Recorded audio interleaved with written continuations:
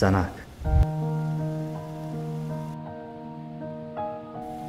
میدونم میخواهی هر چی زودتر صاحب فرزند شوی.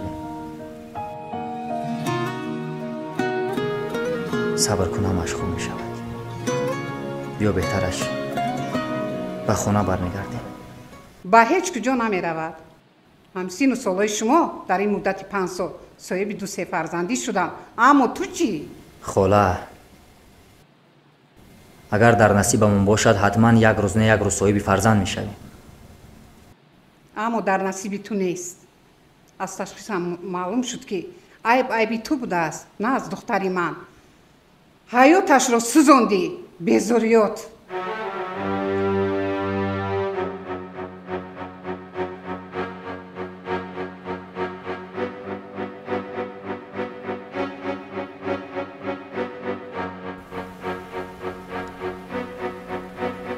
آخران بار میپرسم، میروی یا نه؟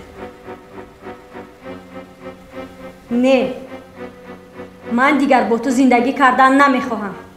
در کشاده میتوانی برآمده روی، میتوانی برآمده روی، میتوانی برآمده روی. من هر کاری کردم برای تو بود، آبروداری کردم برای تو بود.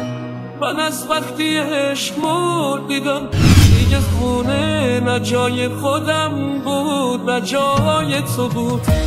خودت زندگی تو خراب میکنی، داری اشتباه انتخاب میکنی. هنوزم همونی، هنوزم زیادی رو حرفای مردم حساب میکنی.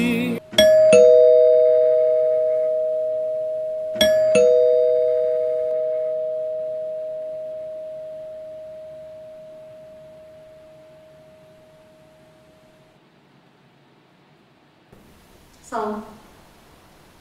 سلام. ممکن است دارم؟ بیا.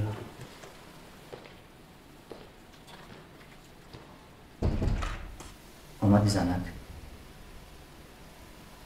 خرسند نشم. من برای با تو زندگی کردن ناومدم، برای لباس هایم اومدم. زنک، آدمانی هستند که 15-20 سال زندگی میکنند بعد صاحب فرزند میشوند. صبر کن، خداوند به ما هم نصیب میگرداند. صبرم لبریز شد. من دیگر با تو زندگی کردن نمیخواهم.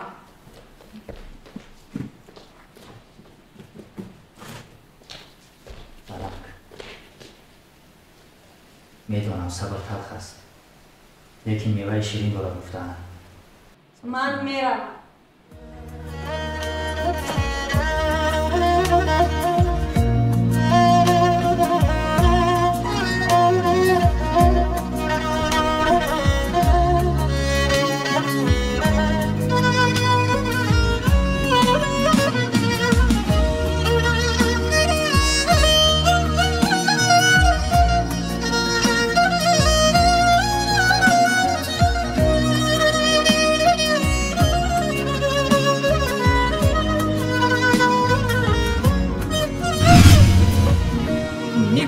رسیدی کجا فرش که سخت برای خودت باورش.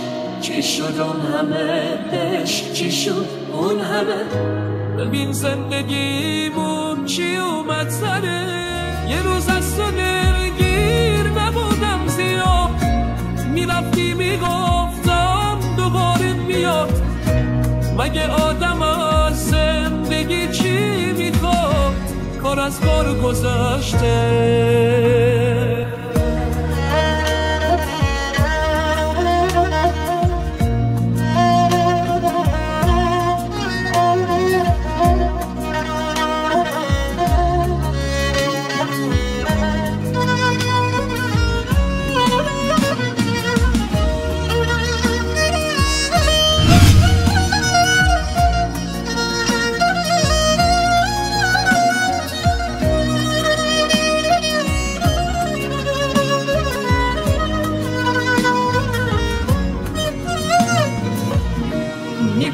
رسیدی کجا فرش که سخت برای خودت باورش.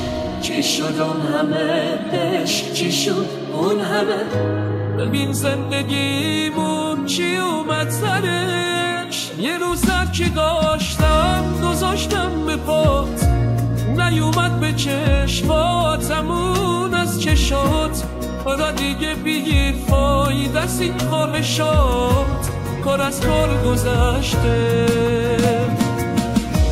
یه روز از تو دلگیر نبودم زیاد میرفتی میگفتم دوباره میاد مگه آدم از زندگی چی میخواد کار از کار گذشته